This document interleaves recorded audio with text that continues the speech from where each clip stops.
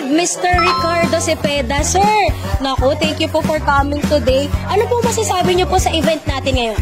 Ay, mukhang very, very successful. Puro mga leaders sa industry nakikita ko eh. Talagang, nung in-invite ako ng aking kaibigan si Jerome Metica, talagang trusted ko itong mamang to. Ang galing ng taste niya sa industry. Tapos yung, like ito, si Mr. Lim. Diba? Sabi ko, galing ako sa Batang Quiapo, may naroon din dito si Mr. Lim. Yes. So sabi ko, yung mga proponents ng company na to are also well known. Yes. Na respected. Yes. Nitiwala ang tao. Talagang sabi ko, kailangan makita ko rin to. Let me look. Diba? No harm in looking, and then Yes. you can be very pleasantly surprised na maganda talaga. Look at this office. Yes. Diba? Legit. Legit.